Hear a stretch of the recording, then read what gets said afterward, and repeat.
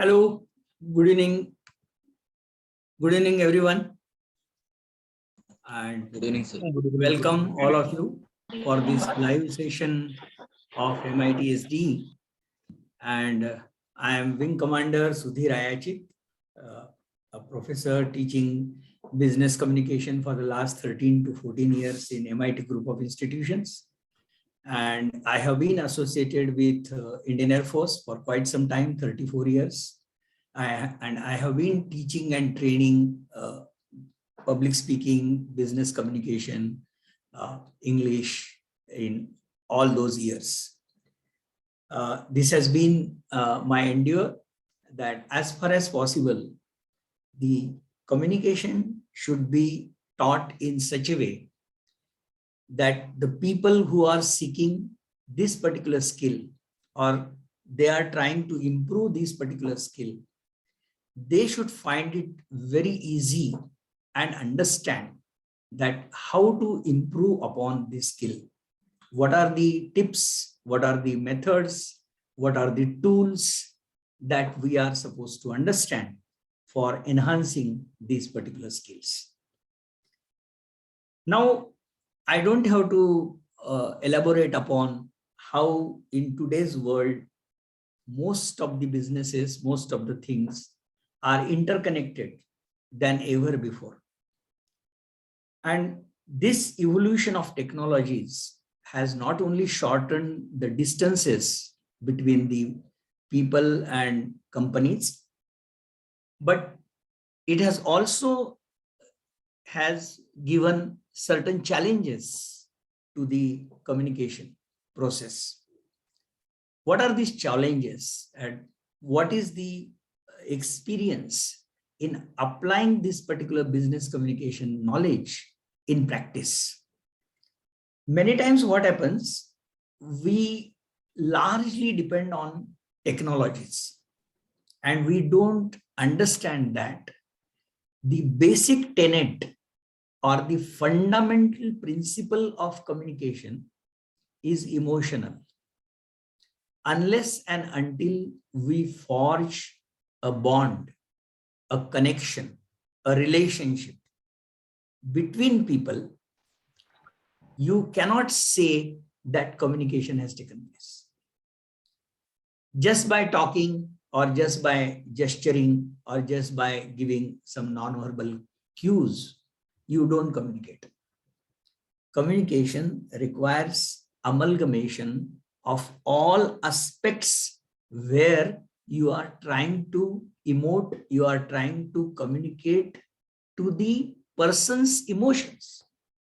Because most of our relationships, whether it is relationship between an employee and a boss or a colleague or a customer or a shareholder or a consumer or anybody in any business environment, it largely depends on how we present ourselves to that particular person and whether we are able to forge a bond between him, her, or you.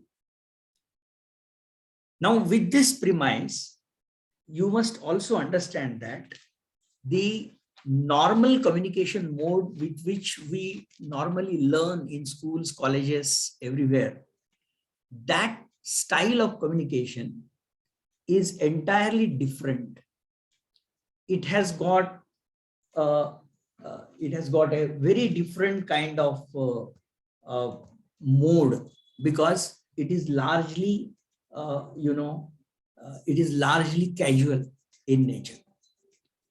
But despite bringing in simplicity, informality, you cannot afford to be very casual in business environment or in business situation. And that's why the style is totally different in business communication.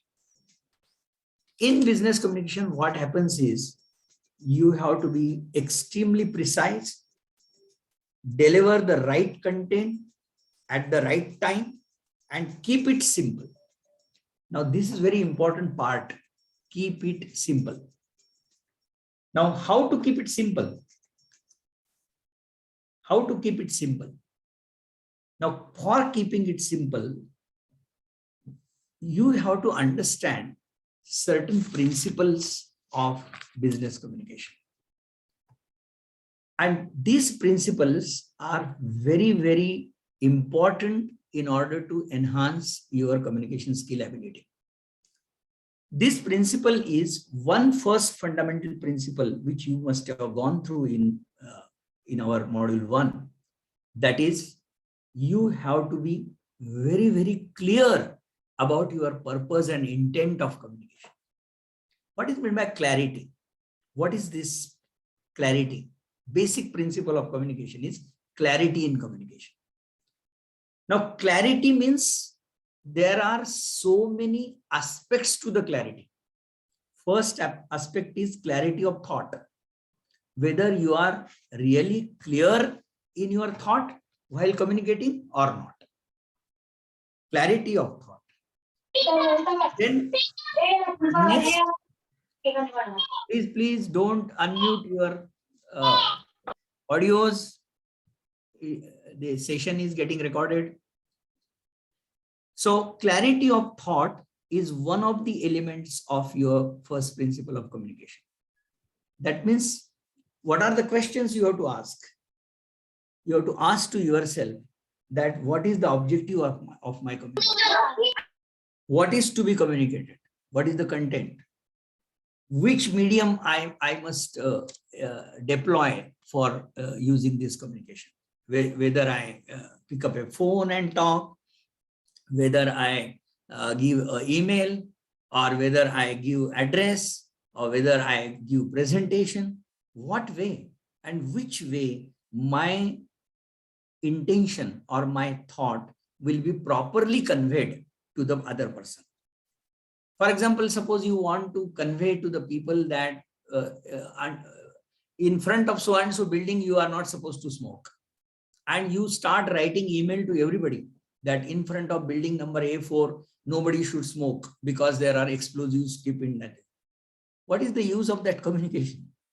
Everybody will go through that mail and dump it because you have not chosen a proper medium for communicating your thought, your message. What would have been the right thing to do in this situation? The right thing to do would have been to put a huge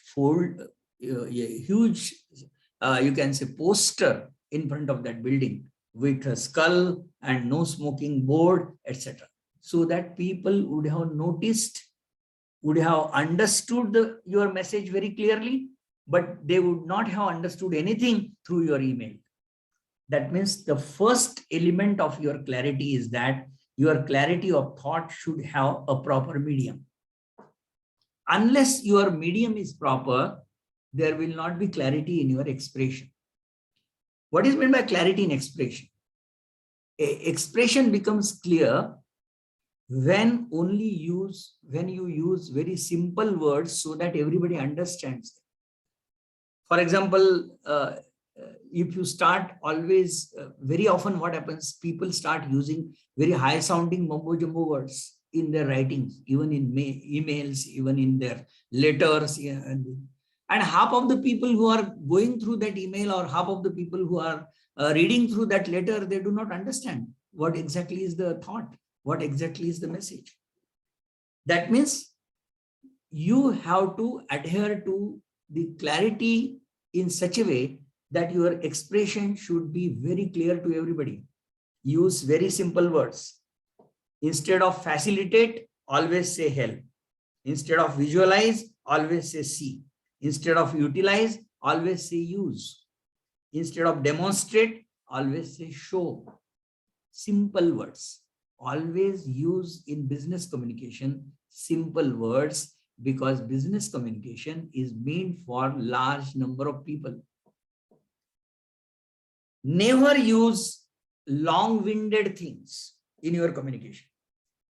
We have got habit of using very long expressions. Another thing, use always verb forms and never use for nouns. That means never say come, I have come to the conclusion. Just say I conclude. Never say, I will take into consideration all this. Just say, I will consider. That means what is happening here? What you are doing is you are making these communication not only adaptable and understandable and comprehensible to everybody, you yourself are putting your simplicity and humbleness in that of that emotion into for establishing relationship with other person. We never understand these things, that emotions can be put into words. It's not that emotions cannot be put into words. Only problem with us is we have to enhance our word power to such an extent that we have to understand that every word has got a personality. And unless and until every word is understood well, you cannot probably use that personality. For example, suppose you want to express happiness about something. If you write down in your email of say 150 lines, 10 times the word happy, happy, happy, happy, ultimately that reader who is reading your email will be very unhappy with your word happy. What is the way out? Way out is enhance your vocabulary in such a way that you understand the meaning of each word which will fit into each situation. You can probably have number of alternatives for the expression or for the emotion of happiness. You can be glad, you can be joyful, you can be cheerful, you can be gleeful, you can be jubilant, you can be triumphant, you can be delightful, you can be exalting, you can be beatific, you can be, and there are 33 alternatives for your emotion of happiness. Unbelievable. English language has got so much of precise expressions that we don't even bother to. That every word has got its own personality and own usage. But how many of us really take care of this? Because we always think that if I know jigri pugri, a little bit of chalu language of English, I will be able to get along and I will be able to communicate. It's not so, because depending upon the quality of your communication, depending upon your attractiveness of your communication, your relationships are formed. You are judged by the way you speak. You are judged by the way you express. You are judged ultimately the way you write. And writing part is very important in business communication, because written communication always gets recorded.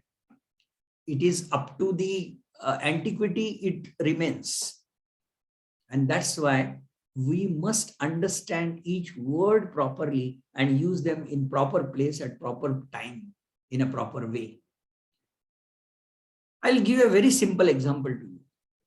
There are many alternatives to a word old. If you tell to a person, hey, you look very antique, or you look very ancient, that person will look at you. He say, what? I am looking antique or I am looking ancient? See, they are alternatives, but you are using in a wrong sense, in a wrong way. A old is aging. That aging can be antique, but antique is always furniture, not the person. Ancient is always a monument, not a furniture. Vintage is always a wine, and veteran is always a soldier, and seasoned is always a pickle. So you cannot say you look like a seasoned person. Seasoned means he is looking like a hack or like a pickle.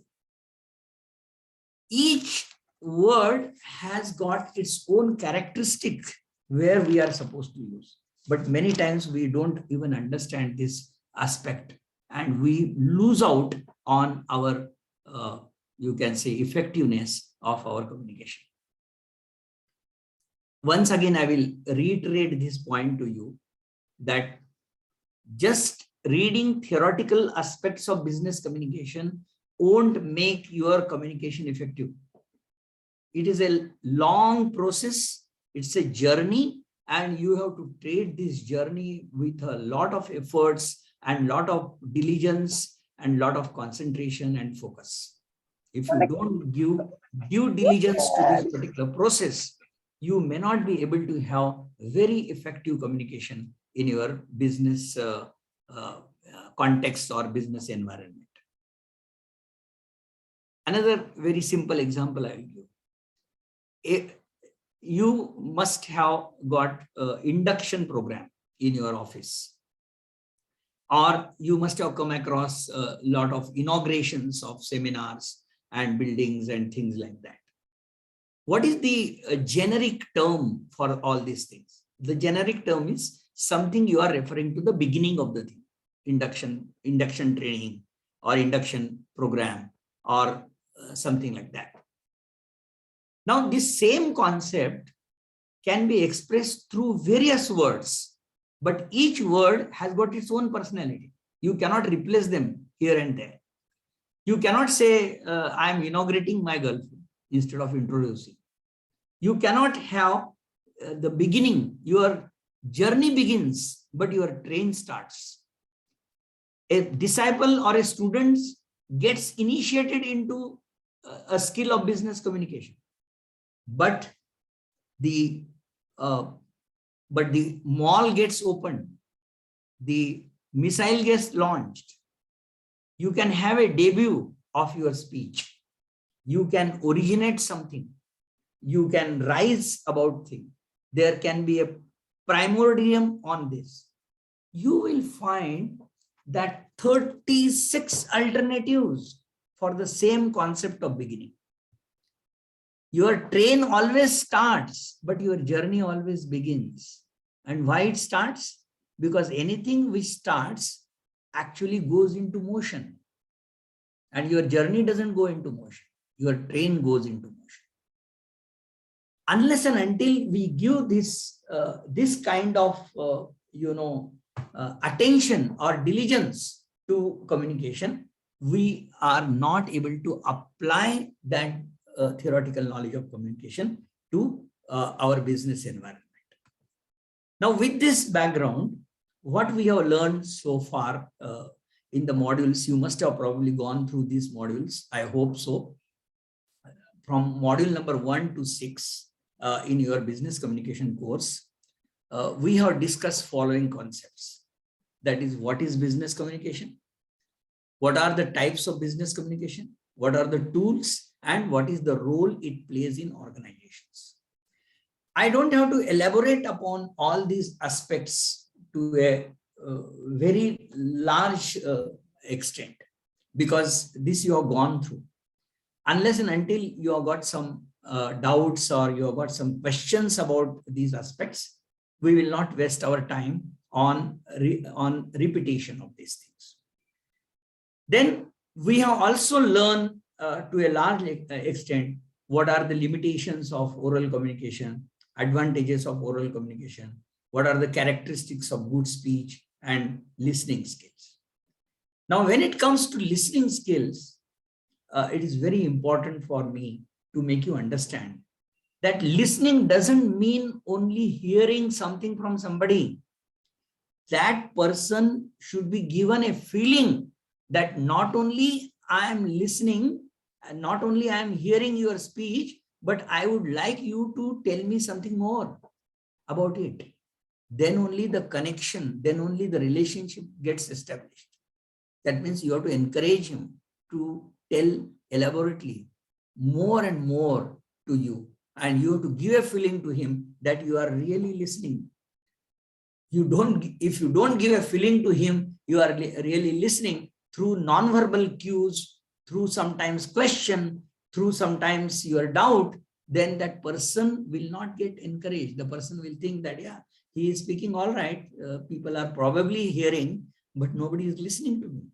And that is very damaging to his confidence of that particular person. So listening skill is a very important aspect of business communication skills. all the time, we never give a damn to the listening skills. We never really give this particular confidence to the other person that you are really listening to him. Many times we intervene. Many times what we do, if somebody is speaking something about it, we have so much of bias about that subject or about that person that immediately you will start explaining the things to him only. Let him finish. Let him complete his idea.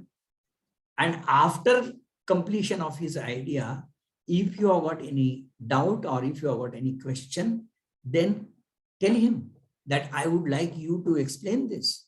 I would like you to illustrate this. That is listening skills. But how many of us really learn how to listen? Most of the time, no. We don't skillfully listen anything.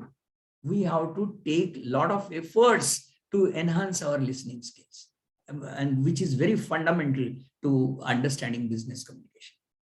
Then we have also learned the concept of nonverbal communication. We have discussed in one of the modules what is nonverbal communication. Now, what is nonverbal communication? Nonverbal communication and its types and guidelines are very, very important aspect in business communication, for which lot of people never give adequate attention to it. Because nonverbal communication comes in various types, in various ways. One is through your facial expressions. Another is through gestures. Third is through your paralinguistics, such as your loudness of voice or your tone of voice, your tonality of voice, whether you are very loud or very, very meek. Depending upon your tone of voice and tonality, the communication depends whether it is effective or non-effective. Your body language, how you wave your hands, how you walk, the way you conduct yourself on stage in front of everybody, whether you are putting your proxemics, your distance while communicating, then your personal space, very important. If you come very close to somebody, that particular person will get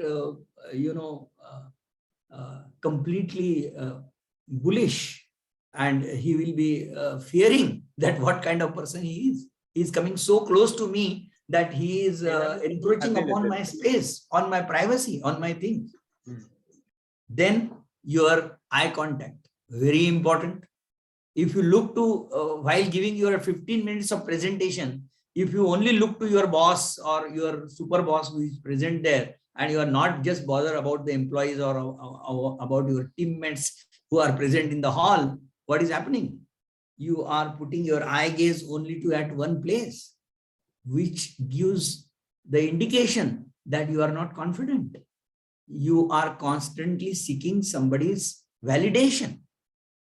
Please understand these points. These are non-verbal communication cues, and your communication becomes highly effective if you look after these things.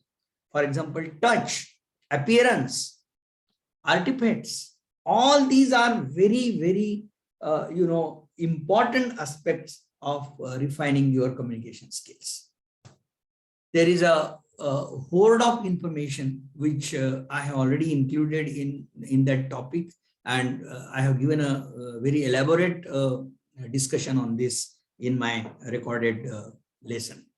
Then concept of reading, elements, how reading should be effective.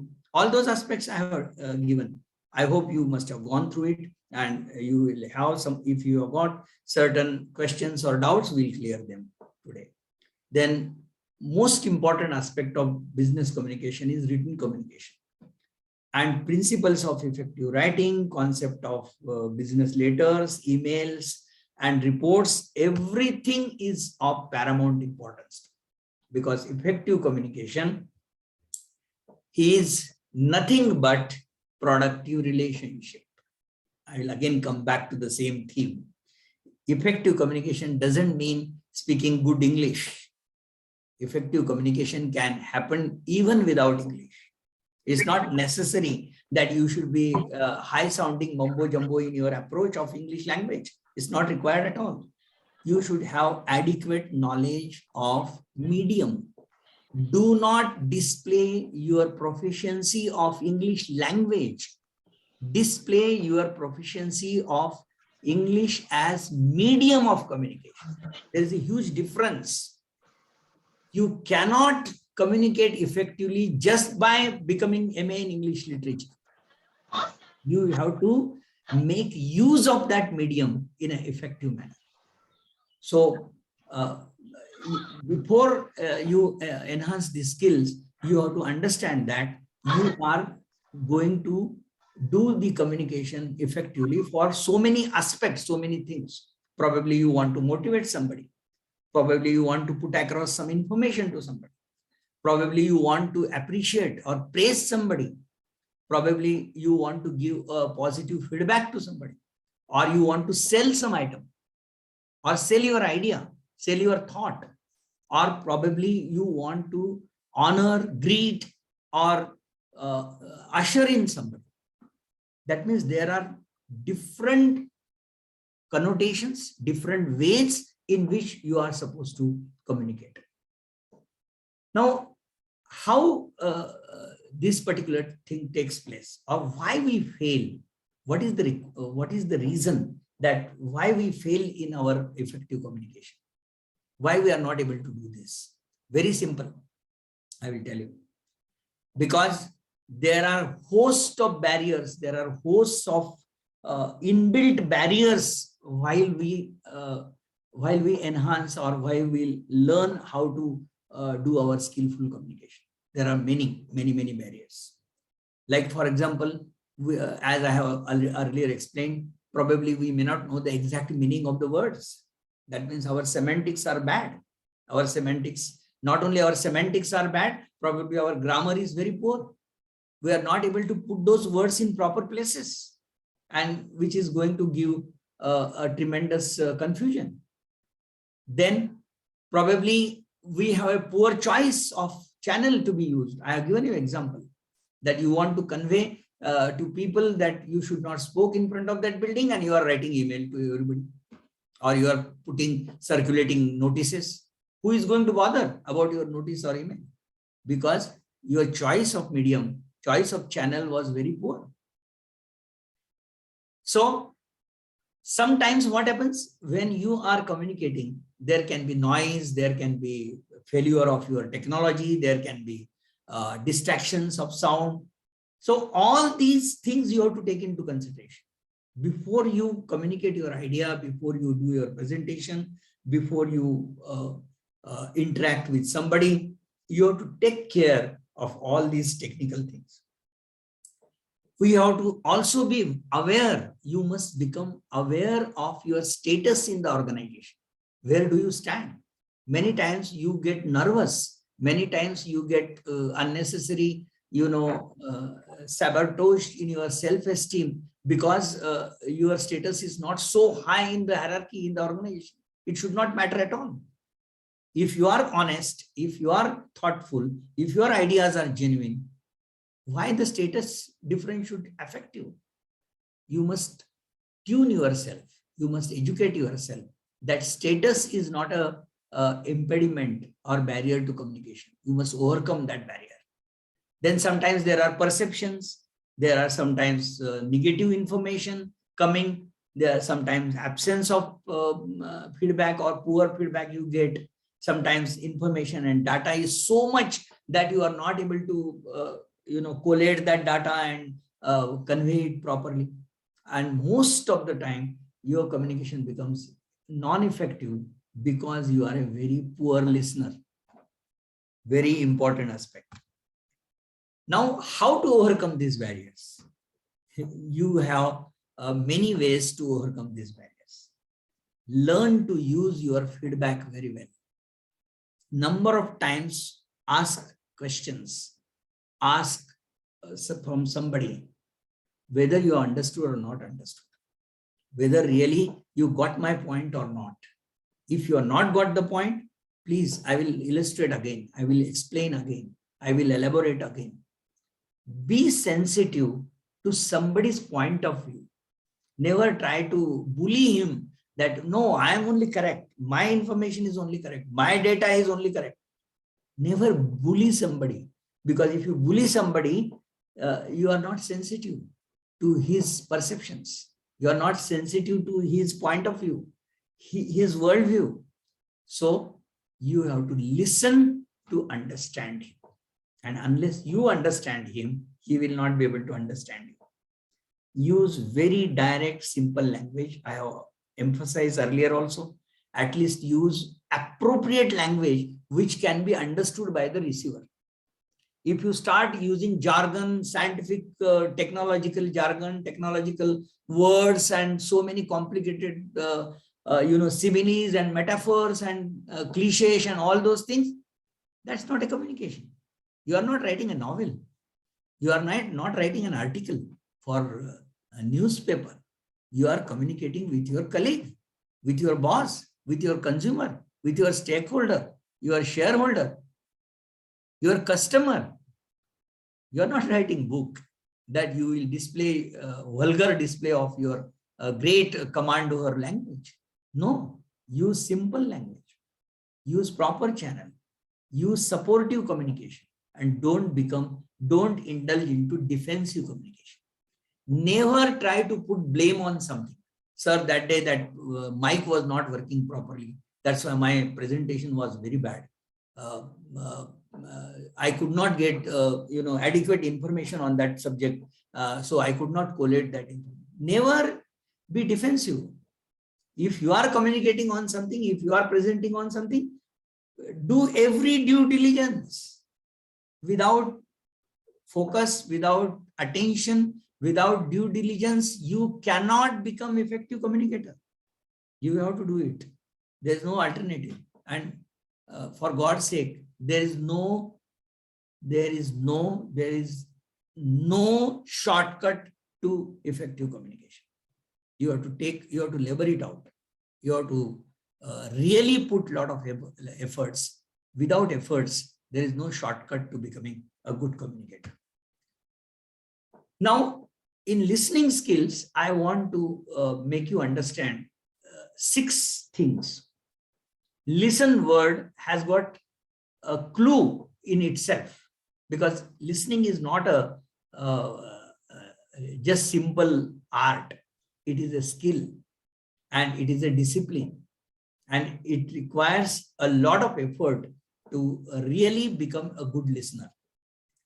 L stands for always look interested in what somebody is saying. That is first fundamental principle of listening. Then involve yourself by responding to questions, by responding to feedback, by responding everything. Then always stay on target. Never red hair somebody or divert somebody from some point. Never do that. Always be on target. Okay.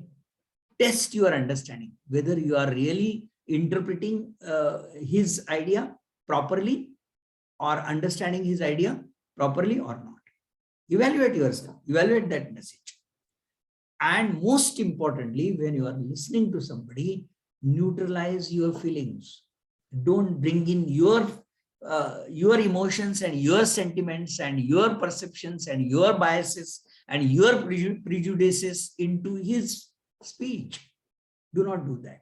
Neutralize your feeling and dispassionately listen to him with a disinterested. Now, often this word disinterested is often misunderstood. Disinterested doesn't mean you are not having interest. Disinterested means unbiased, fair, neutral. You are, like, for example, in a court case, the judge was very disinterested. Disinterested doesn't mean that he was not having interest. Disinterested means he was not taking anybody's side.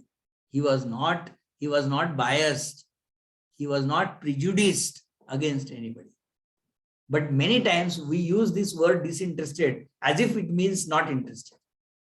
One fellow in business deal, because he wrote in his email some word disinterested, instead of disinterested, he wrote uninterested. and he lost the deal, because uninterested means not having an interest. Disinterested doesn't mean not having an interest. Please understand this. These are the nuances of good business communication. Now, when we can say that you have become a good listener, when you are having following signs as good listener: you maintain eye contact with the speaker, you focus on what he is delivering, what is his content, you avoid your own emotional involvement in that subject, you also avoid a lot of distractions which are coming through. Treat listening as a challenging mental task. Unless you are having lot of attention span, you cannot listen properly. Attention span is very important, and you have to constantly encourage that person that really I am listening, really I am interpreting you, really I am comprehending you. That you have to give him the feedback. Then treat listening as a challenging thing. Stay active while asking mental questions. Use the gap between the rate of speech and your rate of thought, and that gap is very important, where you will get time for critical thinking about his ideas which are being conveyed to you through this thing. Now, there are certain aspects after this you learn in non-verbal communication. Now, there are 9 types of non-verbal communication which you are supposed to understand. And these are: one is facial expression. And there are certain facial expressions which are fundamental to all cultures. Otherwise, certain gestures, etc., they differ from culture to culture. But 4 important emotional things are same in everywhere in the world. Whether you go to Japan or China or Russia or Australia, they are the same. What are those 4 things which you must understand? One is happiness. Second is sadness or melancholy. Third is anger. And fourth is fear. These 4 expressions are similar. These are called universal facial expressions. That is non-verbal communication. One thing. Then there are gestures. Now, gestures can be different in different cultures. For example, in most of the countries, if you say like this, we say, oh, okay, good, nice, very nice. But in some cultures, if you say like this, it is considered as an affront. They consider it as if you are fingering him. So it's an affront. So you have to be very careful with the gestures.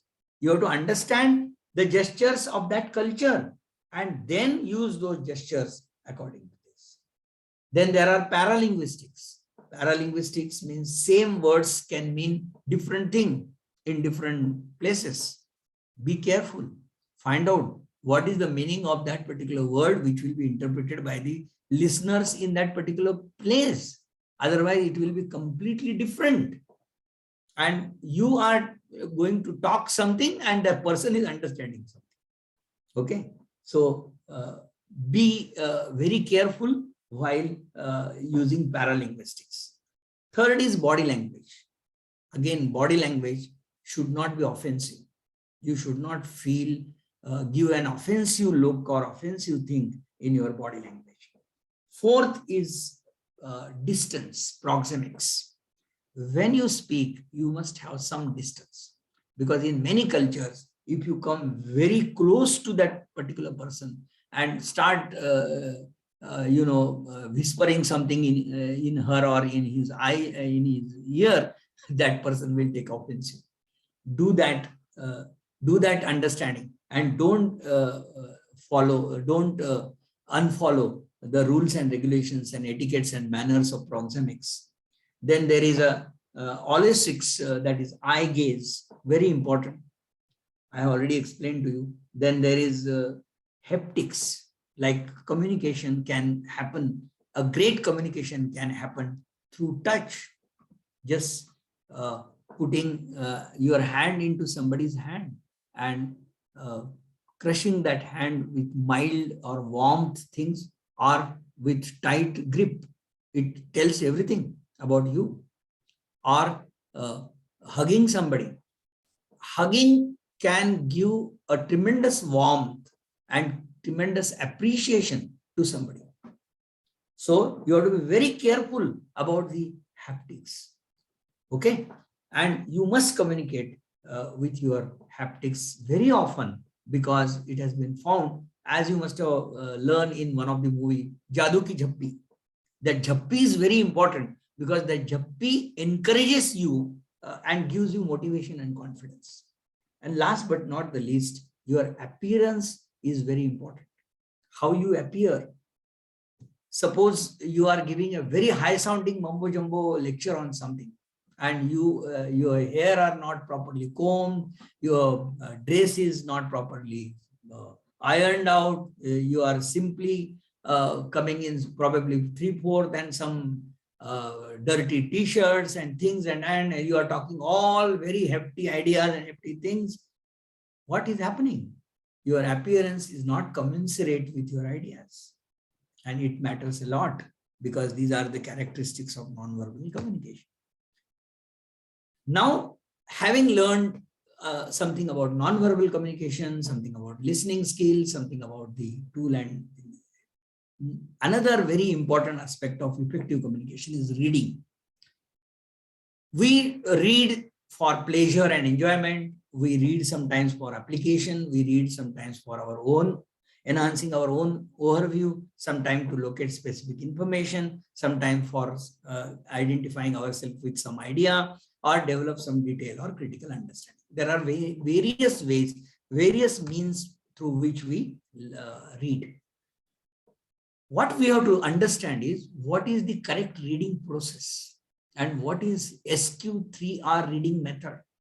Because SQ3R reading method, if you apply in your life, you will find not only you will be able to read quickly and effectively, but you will able to remember the themes of whatever subject you are reading very properly. What is this SQ3R reading method? It has been explained in your book, which has been given. I also explained elaborately in my lecture, if you have gone through. However, I would like to remind you that SQ3R means whenever you read, you must survey first. Then you must question what you have surveyed. You must question whether that material is adequate for your purpose or not. Then read it properly. Then after reading, recite it again. That means probably reread it. Once you have reread that, then you review whether it is appropriate, whether it is befitting to your idea or not.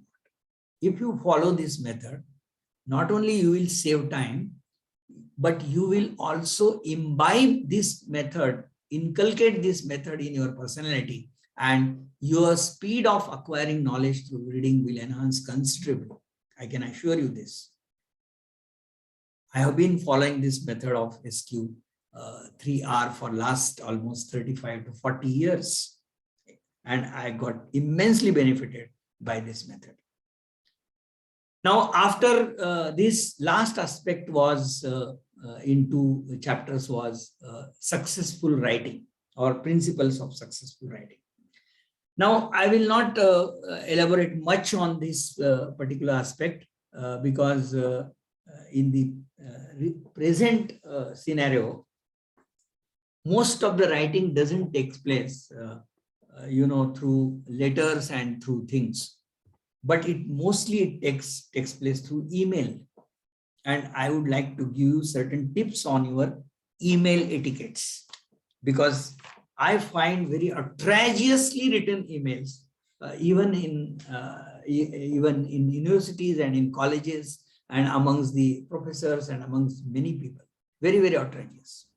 Because what they don't do, what they don't understand, they don't understand 7 sins of working with email. What are 7 sins? What are these sins which we do while writing email? First is, many times you must have seen that when you send an email, suddenly it comes back to your mind, oh my God, what I have sent. I must backtrack that email. But it is too late. You already pushed the button, send. And now you are regretting. This is first sin you are doing. So you sometimes not only put the push button, send button in haste, but even sometimes you forget also to attach something in that email. Another important sin. When you send your message through email, please do not use text language. Use proper simple words, because text language is meant for personal communication, not for email communication, not, and definitely not for business email. Then you sometimes you can regret later that your tonality of your language was not proper, not befitting to the occasion on which you are writing your email. Another sin which you are committing. Please reread, reproof, rewrite your email 2 times if you are not satisfied for the whether your person to whom you are writing your email, whether he is able to interpret correctly or not, whether he is understanding your message correctly or not, or whether he is able to decipher your words correctly or not. Please think over it again and again and use those words properly in such a way that the other person is really able to understand that. This is very important. First important aspect of email writing is you must love it. What is meant by love it? And love it doesn't mean that you become too informal while writing. Love it means never bring in such thing in your email like inappropriate subject, subject heading, then not putting proper salutations, not concluding it properly with sincerely or warmly or with regards or something like that. Because this can kill the efficacy of your image, and these lazy habits of writing your email can be very, very outdated. Please use correct and apt subject line. Use sign off very well. Do not use abbreviations and acronyms in the email at all, which is not correct. Do not use wrong cases. Sometimes somebody has got a fascination. He will write every damn thing in capitals. And people are not able to decipher your capital words. Many times it is very difficult for us to find out the meaning of capital words. So do not use wrong cases. Not thinking about really who is going to read my message, and you are writing the content of your email or content of your message which is not probably meant for that particular customer or that particular person. So think over twice before drafting the mail. Writing everything in one long paragraph. People have got a habit. They will write every damn thing in one paragraph only. Split it into 2-3 paragraphs and make it simple. Make it elaborate, illustrative, but simple. And do not write down any vague message in your email. Never. And your tone has to be never has to be unfriendly. Okay. So these are some of the etiquettes and manners which you are supposed to write in your emails. Now, your email can also become, adherent to IU communication. What is IU communication? IU communication means you are using such sentences wherein you are treating I and you approach, not very impersonal approach. For example, one example I will just take. The policy requires that the person concerned should fill in and return the enclosed form within a fortnight for processing. Now, this is the way you are written in your brochure. Instead of that, if you say, please fill in the enclosed form and return it within fortnight, that we may send the check to you in a time. Similarly, this course will help the readers improve their spoken English. Why? Say this course will help you in enhancing your business communication skill. Like that, you must always write down in your email, in your letter, in your written communication, in IU approach only. Okay. So always pay attention what kind of construction you are doing. You have paid no attention to our complaint. You are writing, but that is very abstract and negative way of writing. Instead of that, write down, please look into our complaint. We have not heard anything from you despite our repeated reminders. Many times you are using this language. Just say, we are eagerly awaiting to hear from you. Or your remittance will be sent after a very short time. What is the short time? Short time can be 3 days, 2 days, 5 days, 1 week, 2 months, 3 months. Just say your check will be sent within a week. Now you are very positive, very concrete.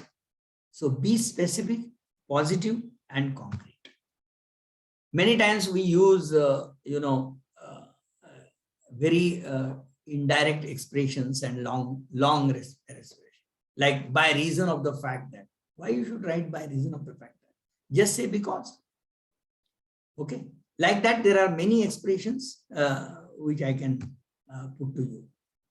The last part of your written communication was the report or report writing.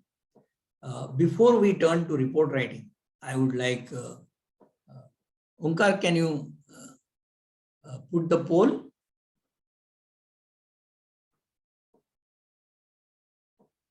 Hello, Onkar? Yeah. Sir, launched poll. Yeah.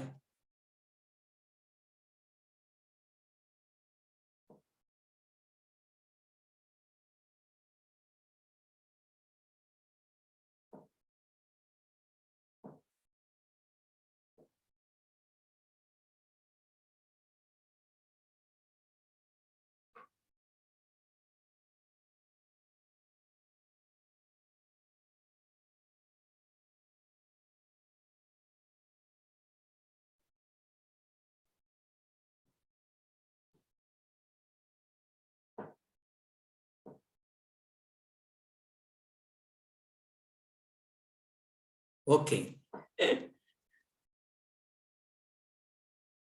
Those who are preferring both 1 and 2, they are on target, because communication is definitely not only a backbone of your business, but it is also a lifeblood of your enterprise.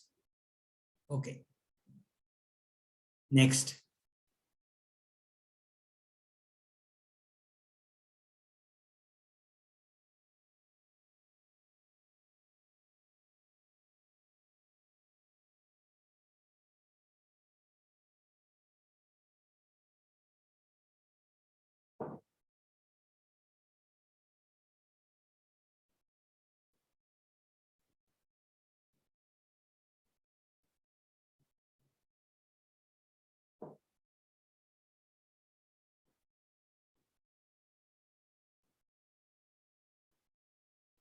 Yes.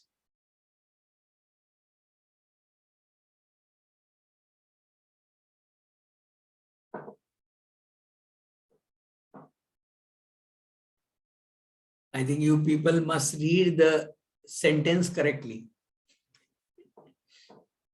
Okay. Those who have voted for oral communication is unsuitable for lengthy messages, they are right. That is 41%. Okay. Next.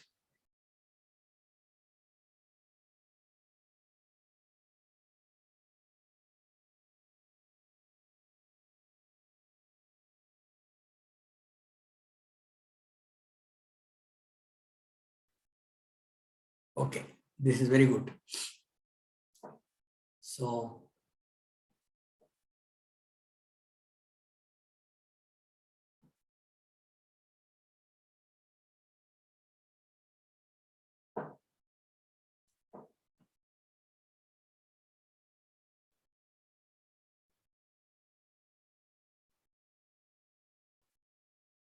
Yeah, very good. 74%, 73% people are right. Gestures are always related with our body parts, especially arms, legs, hands, head, and they only, gestures only convey non-verbal communication meanings. Proximus is different. Proximus is distance. Time language is again regarding time, whether you are on time or not. And paralanguage is quite different. So gestures is the correct answer. Gestures are our body parts, especially arms, legs, hands, head, how we convey our things. Like we convey yes or no, no, no, shaking our head, or like this, or like that, like that. Okay. Next.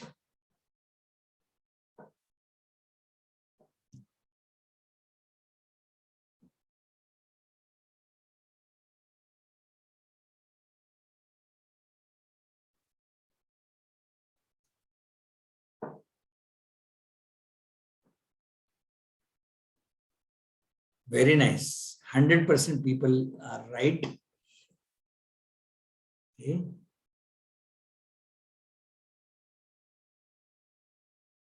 Changing their options.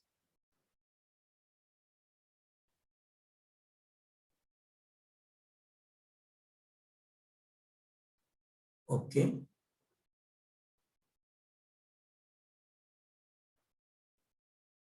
Please understand, the opening part of your email or your letter has to be informing the recipient why you are writing that email or why you are writing that letter. Please understand this. Okay. I hope you got it. 65% are on target. Okay. Next.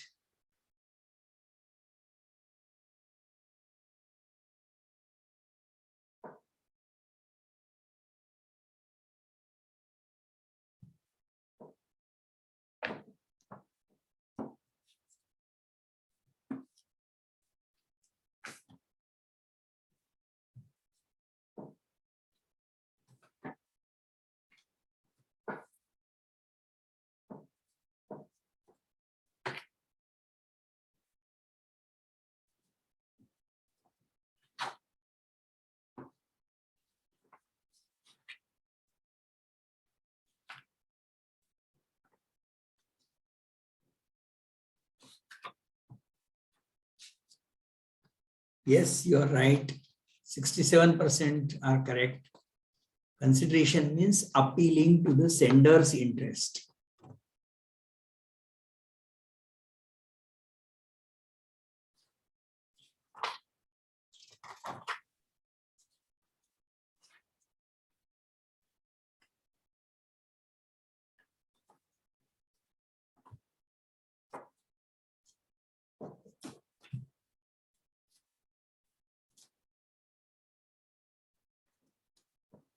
Okay.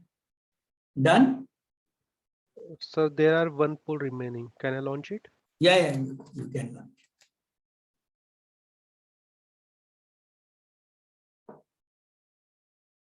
Yeah, before I discuss reports, okay.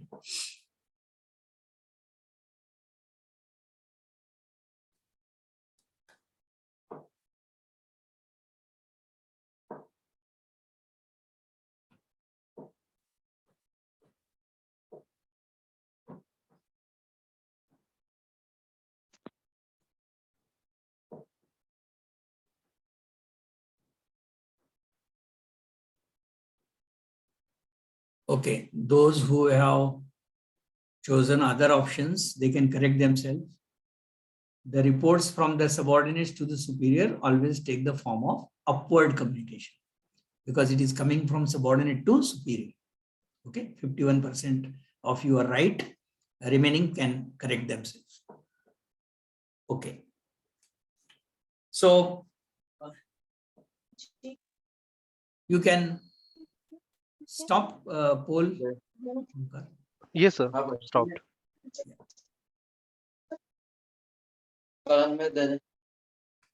Okay. So what is actually last part of our syllabus in written communication part 2, which is a very important aspect of business communication, is report writing. Because email, report writing, attending presentations and meetings, etc., these are some of the aspects of business communication. We are not actually exhaustive in this, but given the time constraint and given the limitation of the time, we can only cover these many aspects. If you have got any other questions or other things, we will elaborately cover those things in our next live streaming. You can note down some of the things. I will also give you 15-20 minutes time after this, after completion of my thing, for you to ask questions or doubts on any aspect of business communication or otherwise also. Okay, so let us try and understand what is this report writing means, and what are the principles of report writing. Actually, a report is nothing but a statement of the results of an investigation on any matter on which a definite information is required by the person, whether he is a junior or subordinate or senior or boss or anybody. Everybody wants to go through report, because report is such a thing from where you can take decisions. All your decision making, it depends on your report. And report is nothing but it's a description of what has been done, what is likely to be done, and what is our course of action on some business aspect. So what it contains a lot of things. It contains facts and figures, it contains observations, it contains technical analysis, it contains opinions and suggestions, it contains recommendations, it can contain a lot of charts, a lot of pictures, a lot of statistics, and which are specially designed or designated for a particular report or particular purpose. Okay, so what is important about the report, or why we are supposed to write report? What are the principles of writing report? Now, some of the principles which you have to understand is that first principle is known as principle of purpose. What is meant by principle of purpose? Principle of purpose means we have to have why this report is required to be created. That is called clear purpose of writing that report. Why of the report. Then second principle or second aspect of writing report is that the report should be logically organized. If it is not logically organized, your observations, your things, etc., then that report is useless. That report does not give you any sort of decision making rights, that or your decision may completely fail if report is not very logically or properly organized. Third very important aspect or principle of report writing is that report should be very clear, very, very clear. That means report should not include those things which are not connected with the subject. And it must present the findings and result in such a way that it will serve the purpose even up to posterity. That means for keeping records. Then report can also tell us about the failures, also about the successes. There can be a failure report or there can be success report. The failure report will help us in guiding us what kind of measures we can take for making the project successful. And success report can guide us that what are the points we must take into consideration for achieving this particular objective. Reports sometimes can be in between. In between means neither they are failures nor they are successes. They tell us how you are progressing on achieving this objective or goal or purpose. Another very important principle of report writing is that principle of conciseness. You should not write down so much of elaborative report that the other person loses his, not only loses his interest, but he loses his understanding in between. It is such a long thing that we lose not only interest, but even the understanding and attention, because while reading that report, our attention span is very less. So you have to take into consideration. So very important principle of writing report is principle of conciseness. Then there are other two aspects which we are also supposed to note, is that report has got another principle which is called principle of cost. And principle of cost is very important, because report should give benefit analysis, cost benefit analysis. And reports also should be prepared in such a way that they schedule according to the requirement of the context or the situation. What are the basic tenets or basic principles of a good report? Meet the needs of the reader for whom it is meant. It should be able to answer all the questions which have been raised. It should be at the right level for the readers. It should not be too sketchy, too scientific, too research oriented, too much of jargon, too much of everything. It should not be like that. Otherwise, the person who is of average intelligence will not be able to understand anything. So it should be right level at which the reader is able to comprehend. Should have a clear logical structure. I have already explained that if it is not having logical structure, then it is useless. So while writing report, what you have to keep at the back of your mind as a business communicator? Use specific and clear language.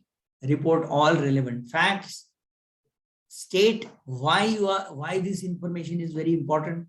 Support your ideas with proper evidence, proper charts, proper statistics, everything. And always never write down something which is called personal bias or personal prejudice in the report. Never give your personal opinion. Keep your emotions and sentiments away from report. Then only your report is good. So with this, I have covered certain most important aspect which have been taught to you in this 1 to 6 modules. With this, I finish today's discussion from my part. And now I will invite your questions, your doubts, or your sentiments, or your whatever way you want to express yourself in order to enhance your communication skills. I invite all of you for this. Okay. Sir, can I launch survey poll? Yeah, you can launch. Okay. Students, if you have any doubts regarding the subject, then ask to the sir. While the survey poll is being launched, if you have got any doubts or if you have got any questions, you can keep your question ready and ask me. Okay.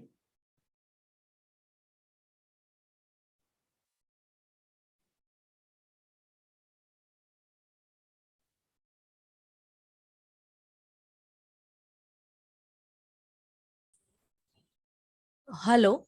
Yeah. I'm Nikita. Yeah, Nikita. Actually, I want to ask you one thing, how we can enhance our speaking skills. Okay.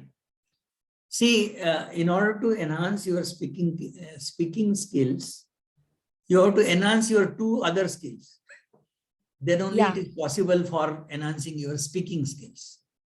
One is you have to enhance your reading skills. Through reading, what happens? Certain concepts, certain ideas, or certain aspects you inculcate and imbibe in your personality, which come very handy for you while you speak. Another thing is you must listen to people, especially good speakers, nice speakers. you must listen to the people. And when I say listen, you must listen with lot of due diligence and lot of interest and lot of passion. Then you will be, equipped with that kind of ability, which will give you tremendous power while speaking.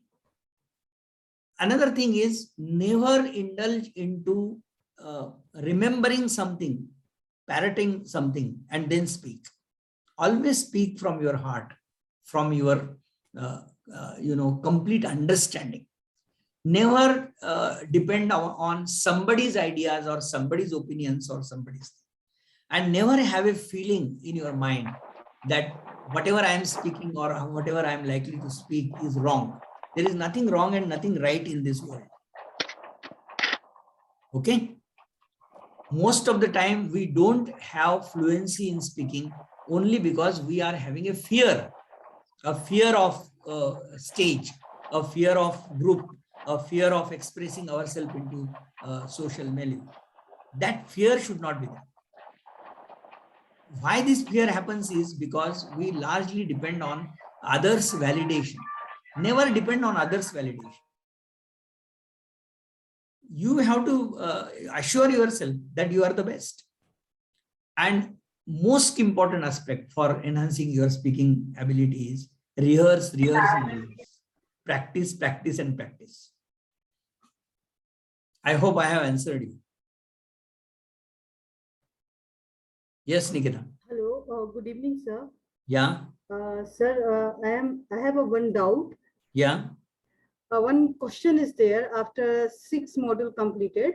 A motivated workers does not need much. There is 4 options: supervision, encouragement, advice, and suggestion. What would be the correct answer, sir? Motivation, motivated person does not need Much, fill in the blanks. Then for supervision, encouragement, advice, suggestions. Yeah, they don't need much of supervision. See, if a person is self-motivated, then he doesn't need to be supervised, because then it is against the principles of management. Okay, sir. Sir, one more question is there. I'm confused. One question is should come as a logical conclusion to investigation and analysis.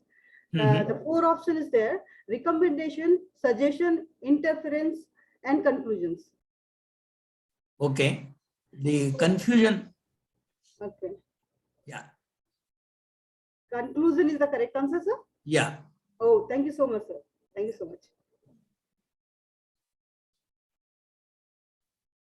One question. Yeah, please ask. I'm Tushar.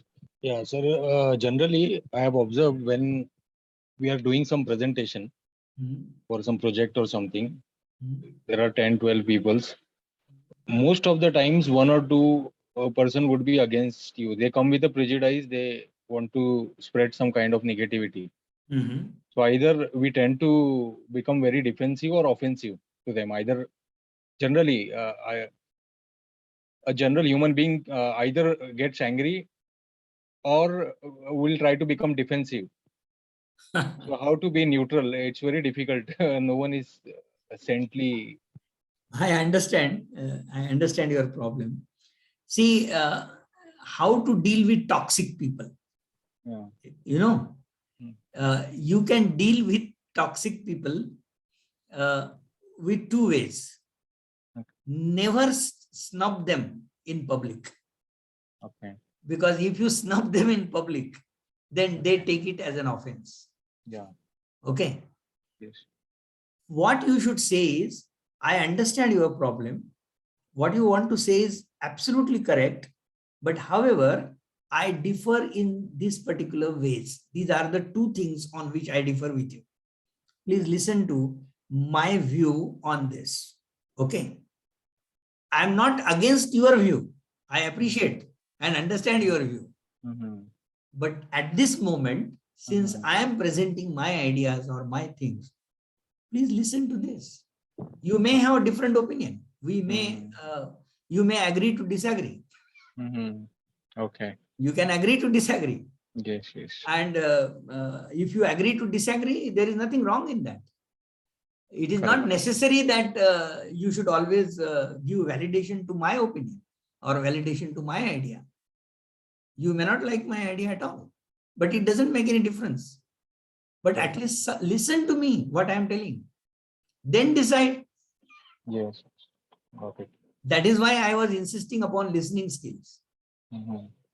See, in listening skills, most of the time what happens, people intervene unnecessarily. And they try to give explanation immediately. And who has asked you explanation? First listen full. Correct. But most of the time you will see people, before he completes anything else, or before the boss completes his instructions or guidance, the people start intervening. Sir, nahi, wo aise nahi ho sakta. This has to be done like this, etc. I let him first finish. True. Huh? So like that. Thank you. So, best way is always to make him understand that what is your view. And in any case, you should not get affected by somebody's validation. You are confident about your own ideas and own thoughts. You should not get discouraged by anybody's toxicness. But if you confront the toxicity with toxicity, then it's not good. Then Yes, it is a got it. conflict. Yeah. And conflict resolution is very important skill which you are supposed to inculcate in you as a leader and as a manager. Conflict resolution. There is a separate subject on this. Okay. Okay, how to avoid conflicts. So, Hello. Yeah. Yes, sir. Sir, although I have the full knowledge about my subject, then some fear is in my mind. So, how to remove that fear? Because See, many times it's happened when in my team or there, all knows I have full knowledge. I have also full knowledge, but some fear is there. It may be because of the environment or what. How to remove that fear? see, fear, despite having the complete knowledge or complete command over that particular subject, if somebody is harboring a fear, what is the indication of that? The indication is that you have a faith in your knowledge, but you don't have trust. Okay. Okay. But sir, You should inculcate trust in you that Mhm. whatever I am going to do, I don't need somebody's validation, external validation. You should not seek. Most of the people fail in this particular region, that they always try to seek external validation. Why everybody should say okay to you? Okay.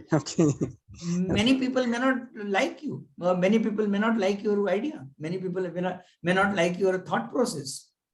Okay. But why you should expect that 100% people will always say yes to you? Okay. Because of that, the fear happens. The fear always happens because of expectation of external validation. Okay. Yes. Okay. There is a story of one boy who was a 12th standard boy in Ahmedabad, and he put a particular post on his Facebook, and 98 people gave a thumbs up to him. Okay.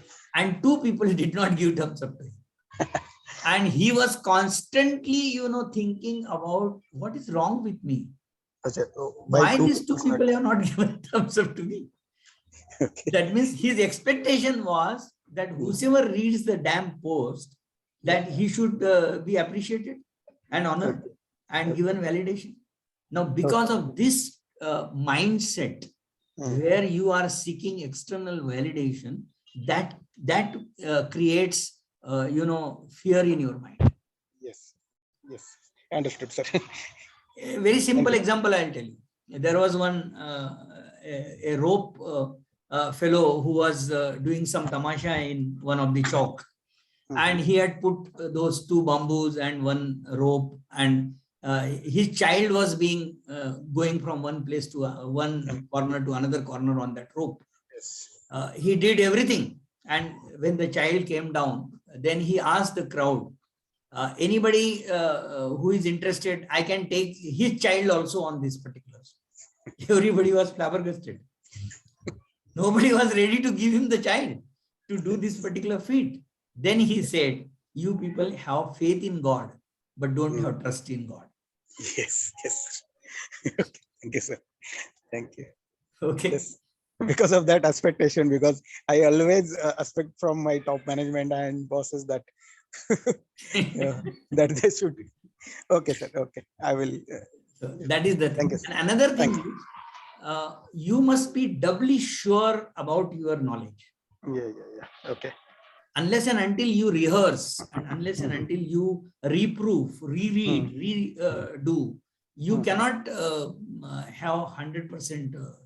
But never expect 100% accuracy. Nothing is perfect in this universe. Please understand this point.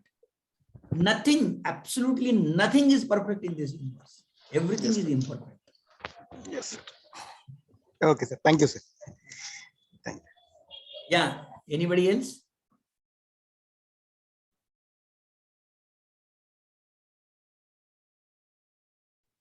Very Yes? nice session, sir. Thank you. Okay. No questions? Hi, this is Kamlesh. Yeah, Kamlesh. Can you hear me? Yeah, please. Loud Yeah. and clear. Yeah, thanks. So I just wanted to check. So I also was having some fear, while talking or in, email writing and all those things. So I attended one session where I heard that that sentence, and still it is in my mind. And I think I got that confidence from there only, that English is not your first language. And on that day, your message should be clear and loud to the front person, and you can write the email or the communication in the way that front person can understood it. Yeah. But my question is, on day-to-day life, or the days are going, and we in current organization, I'm taking some progressions, promotions. So like that, I seen or I heard many of the people now they are using some different words. Till the time I'm getting over to those words, I can see the new words coming in, picture, like synonyms or colloquials, you can say like Okay, that. okay. How we can, get that, to learn, because I'm really not sure in the current, situation, the upper level management, I listening to them, and they are using some words, so I'm not able to understand, for example. So sometimes, as you said in the today's session, you should use a simple language. That's what I'm doing to the client or to my team, and I think I'm much comfortable, and they as well. But as you know, as I said, the positions are increasing, or we are going on upper positions. Yeah. So we are meeting to those people, and somewhere I feel like why I can't use those words. And till the time I'm getting over those words, I can see the new words coming up. So I just wanted. Yeah. See, please try to understand one thing. Most of the people, they want to express, not express, but they want to impress. Okay.